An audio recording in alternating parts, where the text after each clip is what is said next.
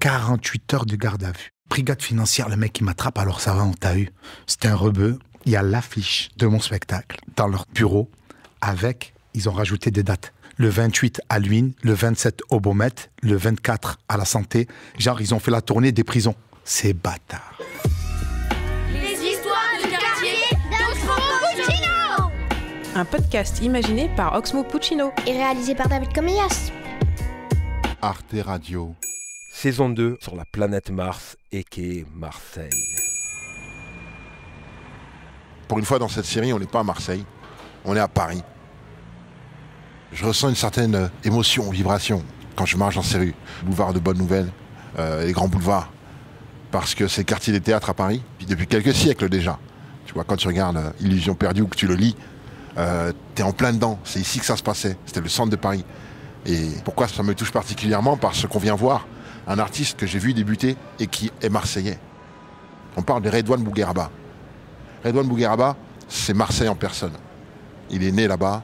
Une grande fratrie algérienne, une famille de travailleurs qui vient du panier. Et donc Redouane, il a été révélé par le Jamel Comedy Club vers 2015-2016. Il a joué dans beaucoup de films, il joue ce soir au théâtre des Nouveautés. Et même son spectacle, il s'appelle quand même « Je suis Marseille ». Et donc aujourd'hui, on vient le voir pour qu'il nous raconte une histoire. Si vous attendiez une histoire drôle, attendez-la. Allez le voir sur scène. Venez voir, il y a peut-être une meilleure ambiance. Ah ouais? Comment il va, beau gosse? Ça va? En forme? Ouais, nickel. Ah, c'est là l'entrée du théâtre? 600 places. Quelle bonne vibe. 572. Quelle bonne vibe de ouf. T'as une densité de folie. Je te jure. Que j'étais à l'Européen, c'est 330 et là, t'as 672. Ah, c'est ouf. Donc, t'as l'impression de jouer dans une chambre avec 600 personnes. Ah, c'est ouf, j'adore. Les histoires de quartier d'Oxmo Puccino. Comment tu veux que je présente Redouane? Je peux pas présenter Redouane. Non, tu peux me présenter aussi. Je peux pas te présenter Redouane, t'es trop connu, tout le monde a rigolé, Ouais, tout le monde a pleuré le rire à cause de toi. Mais il y a peut-être des gens Tu qui passes à me la connaissent télé, pas. tu montes sur scène depuis des années, Ouais. tu représentes Marseille partout dans le monde entier. Sur YouTube, tu fais des millions et des millions de vues. Pareil que tu fais v'là l'oseille. Pour les gens qui me connaissent pas, il y a beaucoup de vidéos qui circulent où je cache les gens du premier rang. C'est un peu la marque de fabrique. Allume la lumière, on voit la tête des mammifères un petit peu. La tête des mammifères, ça va, vous allez bien. Ouh. Oh, Frankenstein, la vie de ma mère. Hey, c'est obligé, vous êtes mis au premier rang. C'est obligé de vous déchirer vos mères, c'est ça le jeu.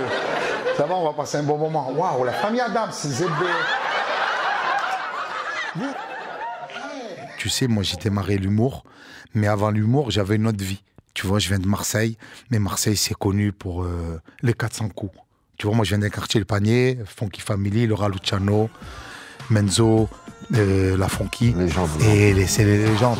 Ambiance scandale, danse de vandale, d'où vient la chaleur? DJ, breaker, b-boy, graffeur, beatbox. Je viens d'un quartier qui est connu pour le rap, mais qui est connu pour être un quartier assez difficile. Et pour m'en sortir, moi, je faisais des bêtises. Je viens d'une famille respectable de 5 frères et une sœur, où on a tous fait des études. Et moi, j'étais un peu le petit canard boiteux qui voulait faire des bêtises.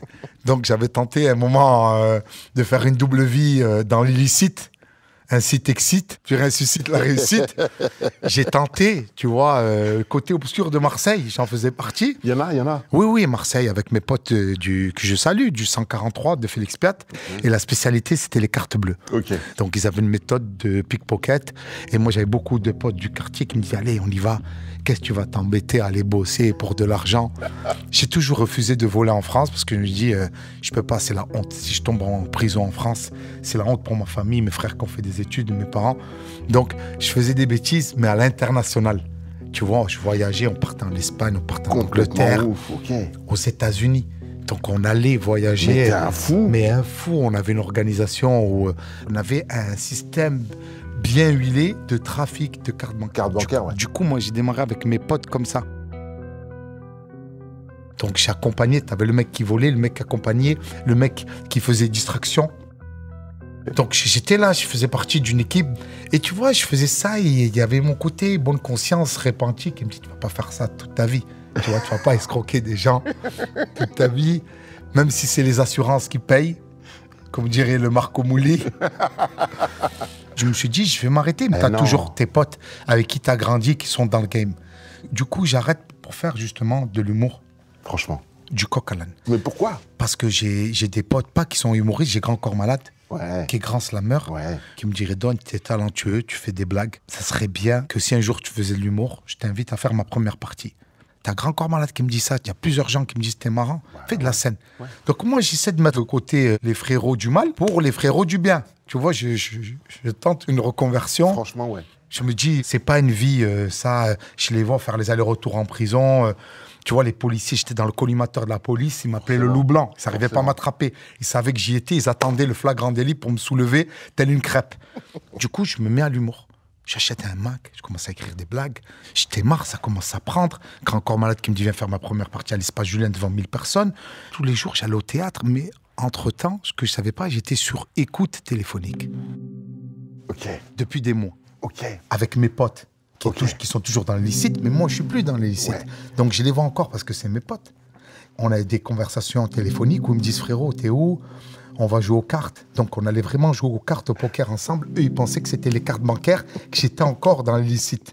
Donc, eux, pendant 10 mois d'écoute, ils sont montés. Il y avait une conversation de mon metteur en scène, Christian Philibin, qui est mort, qui me disait, dès que j'avais une baisse d'énergie sur scène, parce que j'ai la patate, et au bout de 10-15 minutes, quand je retombais, il fallait un signal pour faire remonter l'énergie. Donc, il se mettait au fond, il allumait un briquet. Ça va les frérots? Vous êtes venus rigoler ou vous éclatez? Dites-moi. Non, vous n'êtes pas bien, rigole pas aux blagues, l'autre il a les yeux rouges. Donc, c'était le code. Frérot, t'as perdu l'énergie, briquet, repars. Et lui, mon Christian, qui m'appelle, qui me dit, ça va frérot, t'as vu, ça a bien marché le coup du briquet. Et il pense que c'est un code. Les vies qui coûtent. Je suis sur écoute entre la partie de cartes qui pense que c'est des cartes et des coups de fil de l'étranger. Ils sont montés toute une histoire. Qui tient bien la route. Moi, je sais même pas que je suis sur écoute. Je vis ma vie de repenti, de mec qui a tout quitté pour tenter la scène. Donc moi, je suis heureux, je suis au théâtre, je répète, je fais les avant-premières, ça cartonne. J'ai ma première salle qui est complète, mes affiches qui sont prêtes dans tout Marseille. La première au théâtre, Quai du Rire. Un théâtre emblématique du Vieux-Port, Redouane Show, c'est mon première affiche. Donc mon premier spectacle, je me rappelle, le patron du théâtre, il me dit, j'ai jamais vu ça, c'est complet. Tu vois, tous mes potes qui ont acheté les places, truc, je me rappellerai toute ma vie. Je fais pour entrer au théâtre, je suis avec ma petite sacoche. Il est 14h. Là, il y a une artiste qui s'appelait Nao, une Renoir très talentueuse, qui me voit, qui fait ça va Redouane, elle me fait la bise, à peine fait la bise. Police! Pam, pam, pam! Oh, qu'est-ce qui se passe? Bougez pas, vous êtes sous état d'arrestation. Les États-Unis, hein. Limite, ils me montrent la plaque. Non, mais vous vous trompez, non, on se trompe pas, vous êtes Pierre Redouane Guerraba. Menotté devant elle. Elle qui se met à crier, qui comprend pas. Pour elle, je suis un artiste. Elle croit que c'est des faux policiers. Elle croit que c'est... Elle sait pas ce qui se passe. Menotté, police, garde à vue. Le jour de ma première scène, je suis en garde à vue, frère. Je suis en garde à vue. C'est guichet fermé, c'est sold out. 110 personnes, ils ont acheté des places. Il y a l'affiche, il y a la queue devant le théâtre. Et moi, je suis en garde à vue, à patienter.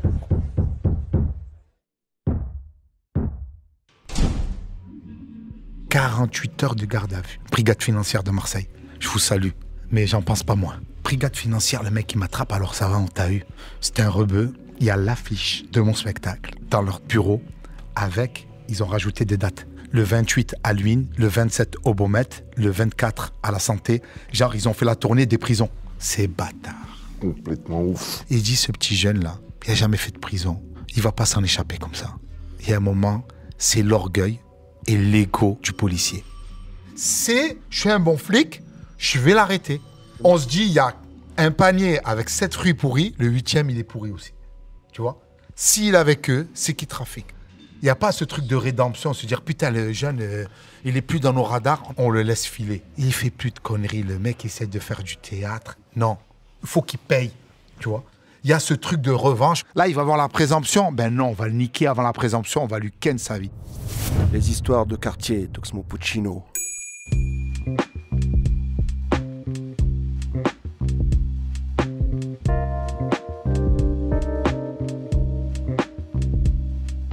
Alors le loup blanc, hein, on t'a attrapé. Hein. Alors tu vas nous expliquer, c'est quoi le coup du briquet? Le coup du briquet, c'est mon metteur en scène, Christian Philibert. Les cartes, c'est une partie de cartes. On joue aux cartes, c'est avec mes potes. Tac, tac, tac, j'explique tout. 48 heures. L'avocat, il arrive, vous n'avez rien, monsieur. Il me libère. Il te libère tout de suite. Libération, très bon avocat. Je suis libéré au bout de 48 heures en attendant le procès. Parce qu'ils doivent prouver ma culpabilité. Tu vois ce que je veux te dire? Il y a la présomption d'innocence. Le juge, il pense que je trafique, mais ils doivent ramener les preuves que je trafique. Bah ouais. Il y a zéro preuve. C'est juste des écoutes. Que des écoutes. Moi, j'explique toutes les écoutes. À eux de croire que c'est vrai ou pas, mais moi, je donne les vraies explications et j'ai strictement rien à voir dans cette histoire. Ouais, c'est ça. C'est ça, hein, tu les protèges, tu trucs, mais t'es mort, hein, t'es mort là. Tu vas être en prison, t'es cuit, ta petite carrière, tu la feras jamais. Et ça, je l'ai jamais raconté. Mes parents le savent même pas.